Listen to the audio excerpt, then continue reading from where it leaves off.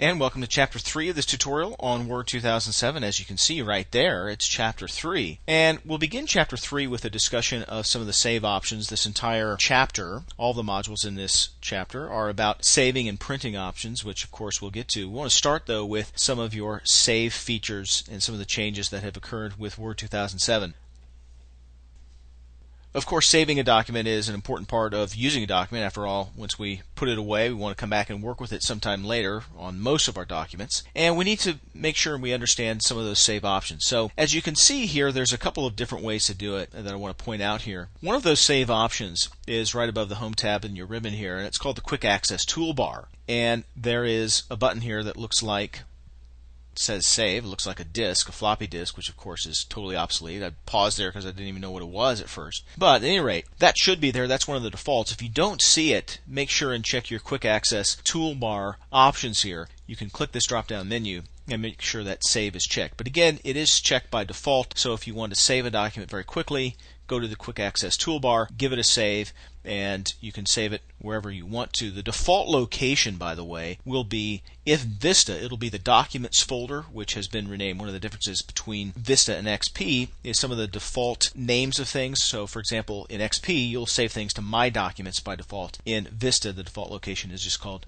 Documents, and that is a different folder for every logged on user. So if there's 3 people using the computer, everyone will have their own Documents folder when they log on. But at any rate, don't want to turn this into much of a discussion about Vista versus XP and things like that, but just if you're using this for the first time and saving things, just want you to understand where that will save by default.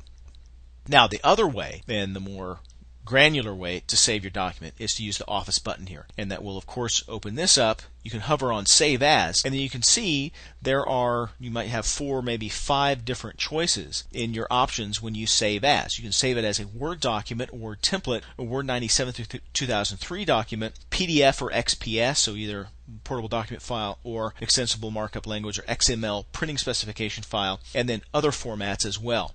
This one, I say you might see it, this will be a one-time download in order to convert your documents or to save a document as a PDF or an XPS. But once you have that downloaded and installed, then it should be good to go, and you should be able to just click here to save in whatever you want to. Also, don't want to talk too much in this module about other file formats. We want to keep the focus here on just the simple technique of how to save a document. So if I click on Word document here, that of course saves it as a Word document. Now the file extension will be DOCX, and what that X stands for is the XML language, or the extensible markup language, which is the default file format for your Office documents, or most of your Office documents, and certainly that includes Word 2007.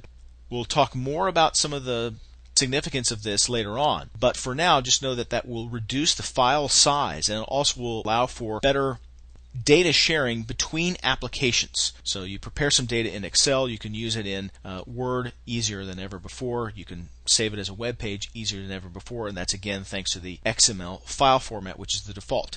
If I click here, it will save it as a DOC, a .doc file format. And again, you see file save as type, the Word 97 through 2003. You can also be very specific about what kind of file format you want to use here, and you can use Word templates, macro and templates, PDF, XPS. So you have all of the choices plus more that are in your Save As choices if you click on that drop down menu. Now, the default once again is that it will save as DOT or DOCX. You can change this, however, by clicking on Word Options, and that will open up, of course, the Word Options dialog box. Go to your Save options here on the left-hand side, and now you can customize how documents are saved. So here's the default file format that we looked at earlier. If you want to change that to maybe facilitate better connectivity with, if you have a mixed Office 2007, Office 2003 environment, and you want to make sure that compatibility is easy, you can save everything as a DOC. In fact, I'll do that right here. You can also change your default file location. So in fact, you can see here that I've changed the default file location previously here, but the default location that you should see if you're using this for the first time will be the Documents folder of the currently logged on user, and the currently logged on user in this case is Abby, business user. Let's click on OK, and now that I've changed the default file format, let's go back up to Save. Opens up this Save As dialog box here. Let's save it as VTC, And in fact, let's just save it as VTC, and I'm going to add an extension _2, something like that, and then click on Save. And bingo. Now notice in the title of the document, you see the title of the document, but then you also see next to it compatibility mode. And the compatibility mode simply means that Word 2007 is working with a document that has been saved in a previous version of Office in that file format. So in this case, it's dealing with a .doc file.